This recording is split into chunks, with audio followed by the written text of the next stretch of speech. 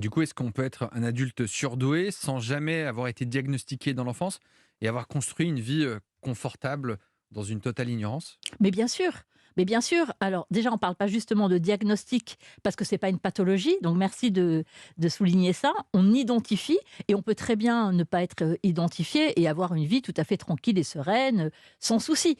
Après, les personnes dont je parle et les personnes dont il faut parler, c'est les personnes pour lesquelles il y a un vrai sentiment de décalage. Je pense que c'est ce sentiment de décalage d'ailleurs, hein, qui fait j'étais juste, là, a avant l'émission, à l'instant, avec, une patiente de 40 ans qui est venue me voir en larmes en me disant: «J'en peux plus, je me sens en permanence en décalage avec tout le monde, ça me donne la chair de poule rien que de vous en parler». Ouais. En me disant: Je réagis trop fort à tout, je me sens complètement, une imposture, je me sens jamais légitime». Une fille brillante, hein, qui a réussi des choses brillamment et donc la réussite affichée peut être aussi très largement en décalage avec le vécu de la personne. Et elle en pouvait plus en me disant, on me dit tout le temps, tu es trop excessive, tu cherches trop le moindre détail, tu veux toujours aller trop loin, tu es trop persévérant, tu lâches jamais rien. Et elle Moi, en je trouve que c'est pouvait des plus. qualités quand même tout ça, Mais mais bien bon, sûr, voilà. mais c'est souvent le regard Mmh. des autres qui renvoie à l'adulte cette sensation de pas être comme tout le monde. Jeanne Siofachin, est-ce que c'est correct d'ailleurs de dire surdoué? Donc vous avez dit, il y a certains qui les appellent les hauts potentiels, vous les appelez les zèbres. Comment il faut les appeler? Est-ce que ça a une importance finalement de comment on les appelle? Je crois que ça en a une parce que en fait, c'est hyper compliqué ce mot de surdoué. Ça donne vraiment une espèce de Super sensation. cerveau, on a C'est l'impression. ça. Ouais. Et puis qu'il y a une espèce de petite truc qui vous est tombé comme ça sur la tête. Et en fait, c'est la traduction, pas très juste d'ailleurs, de l'anglais gifted, qui a reçu un cadeau. Ouais. Hein, C'est plus c'est ça joli là, je l'idée. trouve. Oui, Ouais. c'est déjà plus joli.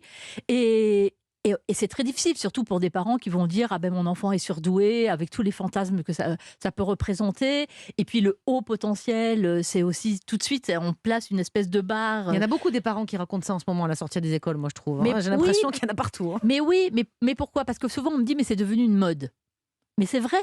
Enfin, c'est vrai. Et pourquoi c'est devenu une mode? C'est devenu une mode parce que la psychologie a énormément évolué ces 15 dernières années et qu'il y a beaucoup de choses, c'est comme tous les troubles 10. La dyslexie, bon, depuis un peu plus longtemps, mais à peine. Dyslexie, Mais la dyspraxie, dyspraxie, la dysorthographie, ouais. dyscalculie, enfin tout ce club Mmh. des 10, les troubles de l'attention, euh, tout ça, on ne connaissait pas avant. Et on disait, il est paresseux, il a un poil dans la main, il n'est pas motivé. Donc aujourd'hui, la psychologie a les moyens d'aller investiguer et de mieux comprendre qu'est-ce qui se passe et de dresser finalement une carte du territoire pour aider et accompagner au mieux les enfants et les adolescents et les adultes. Et justement, qu'est-ce qui se passe dans le cerveau d'un surdoué, d'une personne à haut potentiel? Ils ont des neurones plus synchronisés, Plus plus rapides, nombreux. plus nombreux. Qu'est-ce qui fait que certains vont avoir des capacités extraordinaires comme Mélanie? Non. Oh merci, c'est gentil. Ouais. Je ferai pas Non, j'en sais d'identification rien. sauvage de personne. Non. Mais, merci pour cette question, Jimmy. Oui, alors, il n'y a pas plus de neurones, mais en revanche, il y a, ça c'est bien établi maintenant, une transmission des informations, c'est-à-dire que les informations qui sont captées par l'ensemble des 5 sens arrivent beaucoup plus rapidement au cerveau, premièrement. Deuxièmement, les informations d'une partie du cerveau à l'autre vont beaucoup, beaucoup plus vite, hein. Ce sont des neurones à grande vitesse, donc ils circulent beaucoup plus rapidement, qui vont se distribuer aussi beaucoup plus largement dans le cerveau. Donc, C'est un et grand puis, bouillonnement, quoi, c'est ça. plus Et que puis nous. là, entre le devant du crâne, où on est un peu notre zone pilote, notre zone de contrôle du cerveau, la partie la plus intelligente de notre cerveau, et l'arrière avec les lobes pariétaux, il y a une grosse densité avec beaucoup de myéline et donc aussi beaucoup de vitesse, une grosse densité de neurones beaucoup plus importante. Plus le dernier point qu'on valide aujourd'hui, c'est l'hyperconnectivité entre les deux neurones au niveau du Du lobe frontal, non, cortex frontal, le truc qui rejoint les deux hémisphères. la scissure, Non, le sillon intercalé. Ah, je ne peux pas vous aider. enfin bon bref. En tout cas, ça connecte mieux entre les deux hémisphères cérébraux. Très bien.